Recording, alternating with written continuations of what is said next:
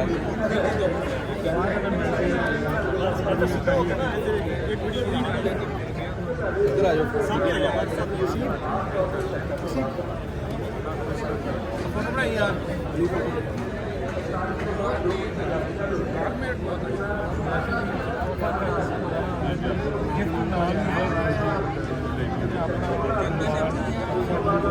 अस्सलामुअलैकुम सर, ठीक हो?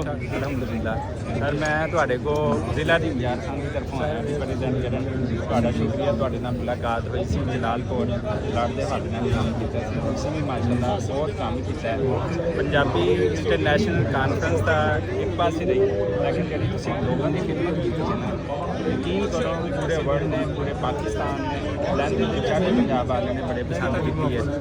ਤੇ ਦੂਸਰੀ ਤੁਸੀਂ ਇਹ ਗੱਲ ਦੱਸੋ, ਪੰਜਾਬੀ ਇੰਟਰਨੈਸ਼ਨਲ ਕਾਨਫਰੰਸ ਦੇ ਹਵਾਲੇ ਨਾਲ ਜਦੋਂ ਪਹਿਲੀ ਕੀਤੀ, ਦੂਸਰੀ ਕੀਤੀ ਤੇ ਤੀਸਰੀ ਕੀਤੀ, ਕੀ ਰਿਜ਼ਲਟ ਆਇਆ? ਰਿਜ਼ਲਟ ਇਹ ਆਇਆ ਵੀ ਅੱਜ ਐਜੂਕੇਸ਼ਨ ਮਿਨਿਸਟਰ ਨੇ ਆ ਕੇ ਅਨਾਉਂਸ ਕਰ ਦਿੱਤਾ ਵੀ ਅਸੀਂ ਕਰੈਕੂਲਮ ਡਿਜ਼ਾਈਨ ਕਰ ਰਹੇ ਹਾਂ ਤੇ ਅਗਲੇ ਆਉਣ ਵਾਲਾ ਜਿਹੜਾ ਮਤਲਬ ਕਿ ਅਪ੍ਰੈਲ 'ਚ ਕਲਾਸਿਸ ਬਹਿਣਗੀਆਂ ਉਦੋਂ ਪੰਜਾਬੀ ਜ਼ੁਬਾਨ ਦੀ ਲਾਜ਼ਮੀ ਸਕੂਲਾਂ ਦੇ ਵਿੱਚ ਹੋਣੀ। ਇਹ ਸਾਡੇ ਲਈ ਇਹ ਬਹੁਤ ਵੱਡੀ ਅਚੀਵਮੈਂਟ ਅਨਾਉਂਸ ਕਰ ਗਏ ਤੇ ਹੋਪਫੁਲੀ ਬਹੁਤ ਜਲਦੀ ਇਹ ਵੀ ਪ੍ਰੋਪਰ ਤੌਰ 'ਤੇ ਸਕੂਲਾਂ इंशाल्लाह इंशाल्लाह। और मैं देखता पिया सी कि पिछले तकरीबन आलमोस्ट फ्लड खत्म होने तो फौरन बाद जो ना तुसी 3 महीनों तो जगह जगह जा रहे हो सदा देने वास्ते, तो ये पिछे तुहाडा की ड्रीम हैगा सब तो ज़्यादा, की तुहाडा सब तो बड़ा ख्वाब है कि मैं इस चीज़ को कित्थे तक लांगा?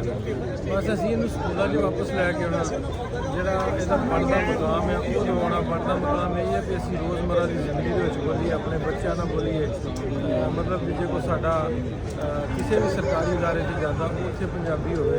ਸਾਡੇ ਕਿਸਾਨਾਂ ਦੀ ਜਿਹੜੀ ਮਤਲਬ ਜਿਵੇਂ ਸਾਡੇ ਨਾਲ ਬੈਂਕ 'ਚ ਜਿਹੜੇ ਉਹਨਾਂ ਦੀ ਬੋਲ ਚਾਲ ਬਾਣੀ ਜਿਹੜੀ ਸਾਡੀ ਪੰਜਾਬੀ 'ਚ ਹੋਵੇ। ਕਿ ਪਹਿਲਾਂ ਤੇ ਆਖਰੀ ਗੱਲ ਹੀ ਹੈ ਵੀ ਜਦੋਂ ਬੱਚੇ ਬੋਲਣ ਲੱਗ ਪਏ ਫਿਰ ਸਾਰਾ ਕੁਝ ਠੀਕ ਹੈ। ਤੇ ਜਿਹੜੇ ਸਾਡੇ ਕੁਝ ਇੰਟਰਨੈਸ਼ਨਲ ਮਹਿਮਾਨ ਆਏ ਨੇ, ਜਿਵੇਂ ਕਿ ਤੁਸੀਂ ਦੱਸ ਰਹੇ ਸੀ ਅੱਗੇ ਇੰਗਲੈਂਡ ਤੋਂ, USA ਤੋਂ, ਨਿਊਜ਼ੀਲੈਂਡ ਨੂੰ, ਉਹਨਾਂ ਦੇ ਹਵਾਲੇ ਨਾਲ ਤੁਹਾਡਾ ਕੀ ਪੈਗਾਮ ਹੈ ਉਹ ਪਰਦੇਸੀ ਭਾਈਆਂ ਵਾਸਤੇ ਵੀ, ਜਿਹੜੇ ਸਾਡੇ ਪ੍ਰਦੇਸ਼ ਲੋਕ ਪੰਜਾਬੀ ਭਾਈ ਨੇ ਉਹਨਾਂ ਵਾਸਤੇ ਕੀ ਪੈਗਾਮ ਹੈ ਇੱਥੇ ਉਹਨਾਂ ਵਾਸਤੇ?